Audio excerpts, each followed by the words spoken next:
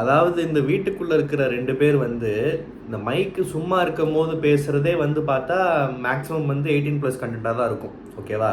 வெளியே போய் மீல் சாப்பிட்லாம், அப்படி சாப்பிட்ணும், இப்படி சாப்பிட்ணும், திடீர்னு பசிக்கும் அப்படின்லாம் பேசிப்பாங்க. இதுங்க ரெண்டும் மைக்கை மறைச்சி வச்சுட்டு, ஒழிச்சு வச்சுட்டு, இல்லாட்டி காதுக்குள்ளே போய் குசு விடுற மாதிரி பேசினா எப்படி இருக்கும்? கண்டிப்பாக வந்து 28+, 35+ இந்த ரேஞ்சுக்கு தான் பேசியிருப்பாங்கல்ல. ஸோ இதெல்லாம் வந்து வெளியே போய் கூட பேசிக்கலாம். உள்ளே பண்ண முடியாத விஷயங்கள்லாம் வெளியே போய் பண்ணிக்கலாம், மீல்ஸ் எல்லாம். ஆனால் ஏன் அவ்வளோ அவசரம்? அப்படி என்னத்தை பேசுதுங்க அப்படின்னு தெரில. ஆனால் பிக் பாஸ் வீட்டை பொறுத்த வரைக்கும் இந்த மைக்குன்றது இட்ஸ் தேர் ஃபார் ரீசன். அந்த மைக்குன்றதை வந்து மறைச்சி வச்சுட்டோ கழட்டி வச்சுட்டோ பேசுனா அது எவ்வளோ பெரிய அட்வான்டேஜ் தெரியுமா? என்ன வேணாலும் ஸ்ட்ராட்டஜி பிளான் பண்ணலாம், முக்கியமான விஷயங்கள் பரிமாறிக்கலாம், என்ன வேணால் அதில் பேசலாம். இதை வந்து யாரெல்லாம் வந்து எல்லா சீசன்லையும் தப்பு பண்ணுறாங்களோ அதெல்லாம் வந்து வீக்கெண்ட் எபிசோட்ஸில் வந்து மைக்கை மறைச்சி வச்சுட்டு பேசுகிறது, கழட்டி வச்சுட்டு பேசுகிறத பற்றி நம்ம கமல்ஹாசன் இருக்கும் போது வந்து அது ஒரு பெரிய சீரியஸ் ஆஃபென்ஸாக அட்ரஸ் பண்ணி வன்மையாக என்ன சொல்கிறது, பயங்கரமாக வந்து அதை ஒரு முக்கியமான ஒரு ப்ரோமோ கண்டென்ட் ரேஞ்சுக்கு அதுக்கு வந்து கண்டனம் தெரிவிப்பாங்க. ஆனால் இதுங்க திரும்ப திரும்ப திரும்ப திரும்ப இந்த விஷயம் பண்ணுது, ரிப்பீட்டடாக பண்ணுது. இவர் வந்து பிக் பாஸ் வந்து எவ்வளோ தான் சொல்லி பார்ப்பார். ஆக்சுவலாக இன்றைக்கி பிக் பாஸோட நோக்கம் என்னென்னா, என்ன சொன்னாலும் கேட்க மாட்டுறாங்க, முட்டையும் பாலையும் டீயும் காஃபியும் தூக்கி வச்சுக்கிருவோம், இது இல்லைன்னா வீட்டில் இருக்கிறவங்கெல்லாம் கொஞ்சம் காண்டாவாங்க, இது வீட்டில் இருக்கிற மற்றவங்க காண்டானா உங்களால் வந்து எனக்கு கிடைக்க வேண்டிய பொருள் எல்லாம் போயிடுச்சு அப்படின்னு சொல்லிட்டு யாராவது ஒருத்தர் 2 பேர் சண்டை போடுவாங்க. சண்டை போடுனா இந்த பார்வக்கிட்டேயும் கம்முருக்கிட்டேயும் நியாயமான வாதமாக கிடைக்க போகுது. அதுங்க ரெண்டும் சாக்கடை. ஸோ சாக்கடை மாதிரி வம்புக்கு எதாவது பேசி ஒரு பெரிய சீன் கிரியேட் ஆகும்னு தான் அவர் ட்ரை பண்ணார். ஆனால் ஒன்றுமே நடக்கலை. நான் சொன்ன மாதிரி சாக்கடைன்னு தெரிஞ்சிருச்சுல. ஸோ அதில் போய் எவன் கள்ள தூக்கி எறிவான். அதனால் வந்து விக்ரம் ரொம்ப அழகானப்பட்டார். 2 பேர் கைத்தட்டுன்னு சொல்லிட்டு அப்படியே விட்டுட்டார். இப்போ நான்லாம் வீட்டுக்குள்ளே இருந்திருந்தேன்னா, இல்லை இதை பார்த்துட்டு எரிச்சலாக இருக்கிற நம்மள மாதிரி நிறைய பேர் யாராவது வீட்டில் இருந்தேன்னா 2 பேர்கிட்டையுமே 2 பேர் சோறு தான் திங்கிறீங்களா இல்லை எப்படி அப்படின்ற மாதிரி கேட்டுடலாம். ஓகேவா? ஏன்னா இந்த வீட்டுக்குள்ளே வந்து அத்தியாவசிய பொருட்களே வந்து லக்ஸரி, சின்ன சின்ன விஷயங்களே. ஓகேவா? அதுவும் தட்டில் சாப்பிட்றதுக்கு ரெடியாக வச்சுருக்கிற முட்டையை தூக்கிட்டு போய் பிக் பாஸ் ஒரு விஷயம் பண்ணுறாருன்னா கண்டிப்பாக அதெல்லாம் பயங்கரமாக ட்ரிகர் ஆகும். ஸோ வந்து ஈஸியாக விட்டுட்டாங்கன்னு தான் சொல்லணும். அண்டு ஏன் அப்படி திரும்ப திரும்ப, அதாவது விளையாடுற கேமும் கேவலமாக இருக்குது, பேசுகிற விஷயங்கள் கேவலம், பண்ணுற செயல்கள் கேவலம், இதெல்லாம் தாண்டி ரூல்ஸையும் மதிக்காமல் ரிப்பீட்டடாக பிக் பாஸ்ன்றவர் ரொம்ப அவனோ ஒரு பைத்தியக்காரன், நம்மளை மாதிரி அவனுக்கும் வந்து டெய்லி பேட்டா சம்பளம் கொடுப்பாங்க, ஒரு வாய்ஸ் இருக்குது நல்லா இருக்குன்றதுனால எங்கேயோ உட்காந்து பேசிக்கிட்டு இருக்கான் குத்த வச்சு. அவன் என்ன சொல்கிறது, நான் என்ன கேட்குறது அப்படின்ற அந்த ஒரு ஆட்டிடியூட், அந்த ஒரு திமிரு, அந்த ஒரு லெத்தாஜிக்கான ஒரு மைண்ட் செட்டு என்ன இருந்தாலுமே நமக்கு வந்துடும். நம்மளால வெளியே அனுப்ப மாட்டாங்க. நம்ம பெரிய புழுத்தி, நம்ம நிறைய கண்டென்ட் தரோம், நமக்கு நிறையா ஃபேன்ஸ் இருக்காங்க. இல்லாட்டி இந்த ஹோஸ்ட் வாரம் ஏற்றி விட்றாருல, உங்களுக்கு நிறைய கேர்ள்ஸ் ஃபேன் இருக்காங்க கம்மு, நீங்கள் ரொம்ப திருந்துட்டீங்க கம்மு, நீங்கள் வந்து முதல் 1 மாதம் வந்து ஒரு பொறுக்கி புறம்போக்காக இருந்தீங்க, இப்போ லாஸ்ட் 2 மந்த்ஸாக வந்து ரொம்ப அம்பியாக மாறிட்டீங்க, ரொம்ப நல்லவராக இருக்கீங்க, உங்களை மாதிரி ஆளை தான் கல்யாணம் பண்ணணும்னு வெளியே நிறைய பேர் வெயிட் பண்ணிட்டு இருக்காங்க. ஸோ இப்படியெல்லாம் பில்டப் ஏற்றி விட்டுருக்கிறப்போ இந்த பில்டப்பெல்லாம் வச்சு நம்ம வந்து நல்லா விளையாடுறோமா இல்லையா, நம்ம எப்படிப்பட்ட ஆள், வெளியே என்ன தர்றோன்றதே புரியாமல் சில பேர் உள்ளே உட்காந்துருக்காங்க. அதனால தான் வந்து என்ன நடந்தாலுமே பரவாயில்ல, பிக் பாஸ் என்ன சொன்னால் என்னன்னு சொல்லிட்டு திரும்ப திரும்ப ரிப்பீட்டடாக இந்த விஷயங்கள்லாம் பண்ணிருக்காங்க. பாத்ரூம் வந்து ஒழுங்காக க்ளீன் பண்ண துப்பு இல்லை. இப்போது வீட்டில் நிறைய பேர் நிறைய வேலைகளை சரியாக செய்ய மாட்டாங்க. பட் ஆனால் இதையே நம்ம எனக்கு ஹைலைட் பண்ணி பேசுகிறோன்னா, இந்த பார்வதி வந்து இனிஷியல் டேஸில் வந்து இந்த super deluxe house, Bigg Boss ஹவுஸ்ன்ற கான்செப்ட் இருந்தப்போ டெய்லி ஏதாவது ஒரு காரணம், என்னை இப்படி தான் வேலை வாங்கணும், என்னை இப்படி தான் நீங்கள் வேலை கொடுக்கணும், என்னை இந்த டோனில் தான் பேசணும், தொடப்பக்கட்டை என்னை இப்படி தான் தேப்பேன்னு சொல்லிட்டு ஏதாவது ஒரு க்ரைட்டீரியா வச்சு ஏதாவது ஒரு காரணம் சொல்லி வேலையிலேருந்து எஸ்கேப் ஆகும்ல. ஸோ அப்போவே இது ஒரு பெரிய சோம்பேறின்னு தெரிஞ்சு போச்சு. இது ரூல்ஸையும் மதிக்காமல் ஒரு பக்கம் வேலையும் சரியாக செய்ய மாட்டேங்குது. என்ன தான் நீ உருப்படியாக பண்ணுவேன்ற மாதிரி தான் வந்து நிறைய பேர் கேட்க தோணும்.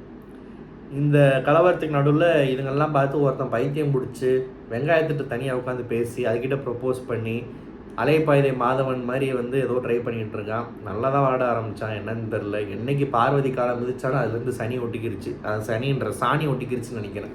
பாவம், அது ஒரு பக்கம் பைத்தியமாக உட்காந்துருக்காரு சபரி. ஸோ சீக்கிரம் மீண்டு வரதுக்கு வாழ்த்துக்கள். இந்த வீட்டுக்குள்ளே வந்த புதுசில் ரொம்ப ஸ்ட்ராங்காக நிறைய விஷயங்கள் பண்ணார். ஆனால் இப்போ ஆள் அட்ரஸே வந்து ஆல்மோஸ்ட் டவுன், ஆளை காணும். பைத்தியம் ஆகிட்டாப்புல. எனக்கு இந்த கோபி சுதாகரோட பரிதாபங்கள் வீடியோவில் சபரியோட ஃபேஷியல் அந்த ஒரு எக்ஸ்ப்ரெஷன், அந்த ஒரு மேனரிசம் வந்து பண்ணி காமிச்சது உண்மையாகவே சூப்பராக இருந்துச்சு. அதை பார்க்குறப்போ பாவம் எப்படி இருந்த கண்டஸ்டன்ட் சென்ஸ் ஒரு தெளிவாக சபரினா ஓகே நல்லவன், எல்லார்ட்டையும் பேசுவான், ஒரு விஷயத்த சரி பண்ணுவான், அந்த மாதிரி ஃபேக்குன்னு சில பேர் சொன்னாங்க, ஒரு இமேஜ் இருந்துச்சுல. இப்போ பாருங்கள் பைத்தியம் மாதிரி தனியாக உட்காந்து பேசிகிட்டு இருக்காப்புல. ஸோ இந்த மைக் விஷயத்த வந்து நம்ம கமல்ஹாசன்லாம் இருக்கிறப்போ வந்து ஒரு பெரிய சீரியஸ் அஃபென்ஸாக வாரம் அதை வந்து இந்த கழட்டி வச்சுட்டு பேசுகிறவங்க, அப்புறம் அதை வந்து மறைச்சிட்டு பேசுகிறவங்க, இந்த காதுக்குள்ளே பேசுகிறவங்க, இதெல்லாம் வந்து பயங்கரமாக வந்து கண்டனம் தெரிவிப்பாங்க. இதை பற்றி இந்த சீசனில் பெருசாக வீக்கெண்ட் எபிசோடில் யாருமே பெருசாக பேசலை, அந்த பயத்தையும் காட்டலை. பிக் பாஸ்க்கு பயன்றது மரியாதைன்றது சுத்தமாக இல்லாமல் போச்சு. விஜய் சேதுபதியும் மதிக்க மாட்டுறாங்க. இதெல்லாம் யார் தட்டி கேட்பா என்னன்னு தெரியல. ஸ்ட்ராங்காக ஏதாவது ஒரு பெரிய ஆப் வச்சா தான் எவனா திருந்துவான்னு நினைக்கிறேன். ஏன்னா பிக் பாஸ் கிட்ட பொறுத்த வரைக்கும் இந்த மாதிரி விஷயங்கள் கேட்குறதுக்கு ஈஸியாக இருக்கும்.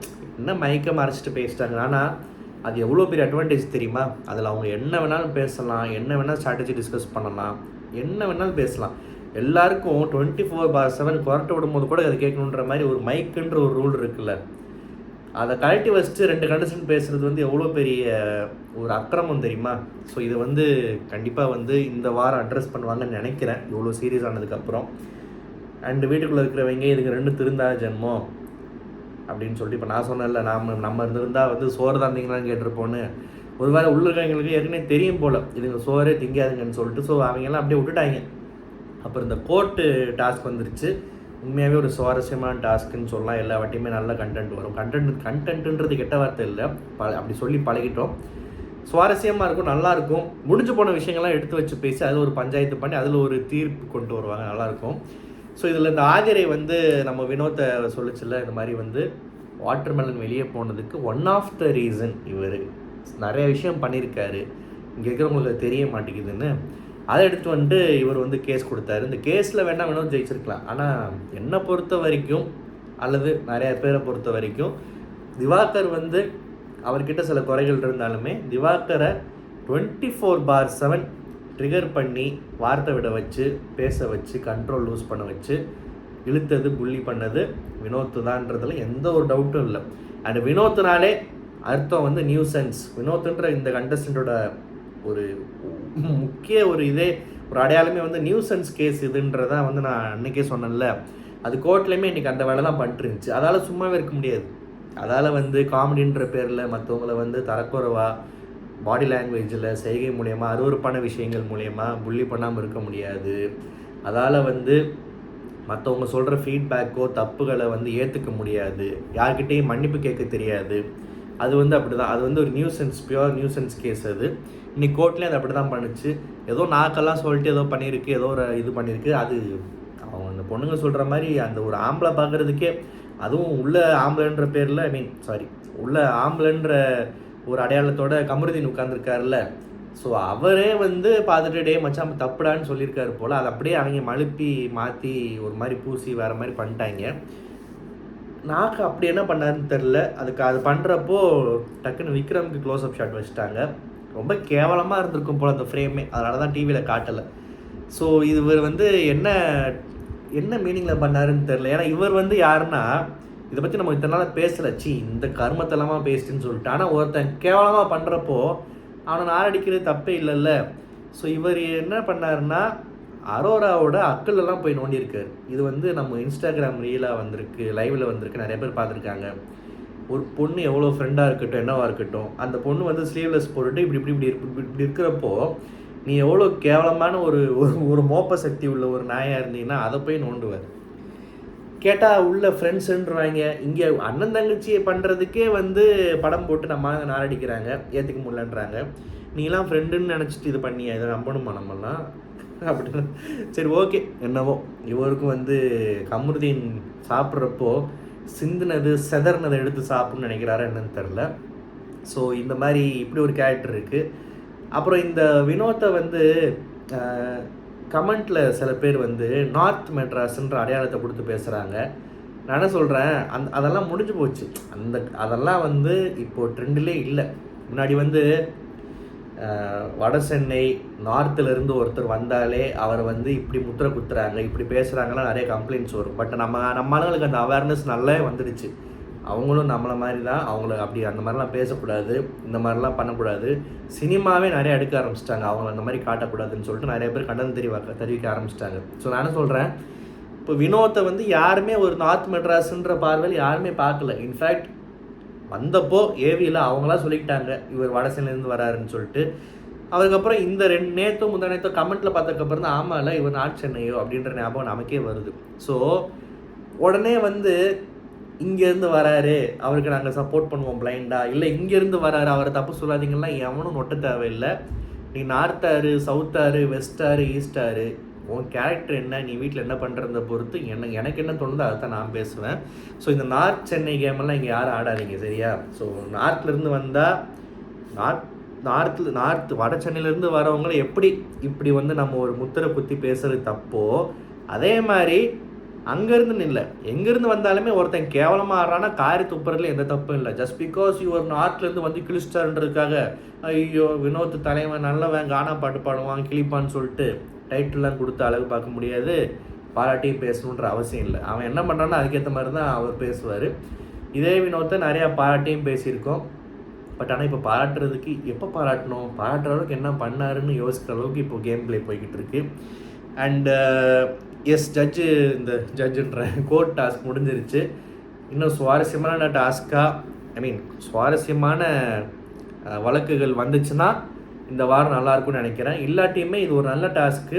இந்த 2 வாரமாக வந்து ஸ்கூல் டாஸ்க்கு, இந்த செயின் டாஸ்க்குன்னு சாவடிச்சிட்டாங்க. So back to vintage Bigg Boss proven task இதெல்லாம் நல்லா தான் இருக்குன்ற மாதிரி. இன்றைக்கி ஓரளவுக்கு பரவாயில்ல, அடுத்து எப்படி இருக்குன்றதை பொறுத்து இருந்து பார்க்கலாம். இந்த ரிவ்யூ உங்களுக்கு பிடிச்சிருந்தா மறக்காம சேனல் சப்ஸ்கிரைப் பண்ணுங்கள். நன்றி, வணக்கம்.